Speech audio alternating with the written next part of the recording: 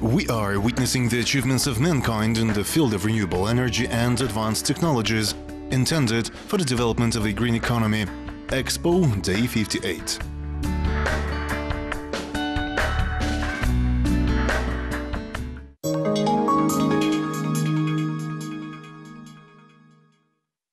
Student of the Moscow Power Engineering Institute, our Jeremiah Akura, knows exactly how to charge people with positive emotions.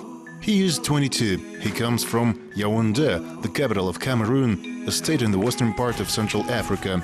After graduation, together with his peers, Awa went to study in the Russian capital on a scholarship program.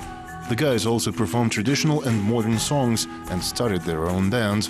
They represent African culture at the Expo. I have learned so much here because after my show I have break time.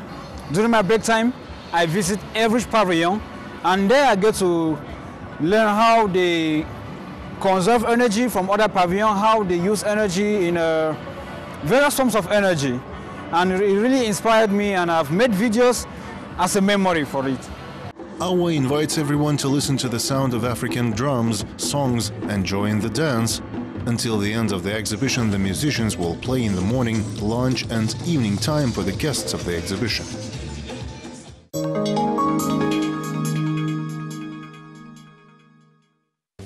Solomon Islands, a fount of gold and natural resources. At the Expo you can discover the amazing world of the state in the southwestern Pacific. It unites 992 islands with a total area of 28,450 square kilometers. The capital of the Solomon Islands is Honiara. The country has a great potential for renewable energy sources both in the city and in the countryside. Separate energy projects on the islands are implemented through the financing of the Asian Development Bank. One of the tasks is the development of hydropower in the Tina River to provide Honiara with energy. Green technology will be an alternative to a generator based on diesel fuel. Energy sector in our country are venturing into different areas, so that's we need some connections with the outside world, which they are very creative in this area, which we yet to come up. Interestingly, on different islands, local people differ in culture and languages. Their number is about 120. At the exhibition, guests brought with them traditional musical instruments, jewelry, figurines, household items and money. These blocks of ancient shells, skillfully repulsed artisans, have great value to this day. The islanders use it as a traditional currency for dower and land redemption. To reconcile, the tribes use another with the image of people. Life in the Solomon Islands and Kazakhstan is completely different, they say.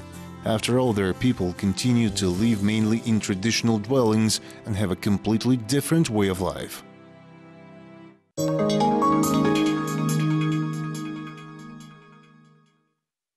He chases flocks of clouds, blue seas and changes the hairstyles of visitors in a special wind tunnel of the Nur-Alam Pavilion. It chases flocks of clouds, blue seas and changes the hairstyles of visitors in a special wind tunnel of the Nur-Alam Pavilion. Anyone can feel the power of the mighty elements. Different air is blowing here, weak, fresh, strong. Having learned in more detail about the peculiarities of the three turbines, visitors are introduced to the scale of the British Admiral Beaufort. He created a system for measuring wind strength. At installations, the wind speed starts from 12 km per hour. By the way, in Astana, such wind blows often. Astana wind produces 3 meters in seconds. It is the most ordinary wind. The fifth scale is 19 meters per second, is not much stronger than usual, and 15 meters per second before the storms or when it's very cold. That very often also occurs in Astana. And the out of town, where there is a wide steppe, the wind blows constantly at the 7th level and everyone can feel it. The wind is a big, powerful element. Its potential in Kazakhstan reaches 920 billion kilowatts per hour per year. This energy can be obtained by installing wind stations in all windy regions. This floor at the main Kazakhstan pavilion is a kind of encyclopedia about this element. Here you can learn a lot of new and interesting things. For example, did you know that the wind in the northern hemisphere of the Earth is blowing clockwise and in the southern hemisphere on the contrary? and who would refuse to capture the moment when a strong wind literally blows them off their feet.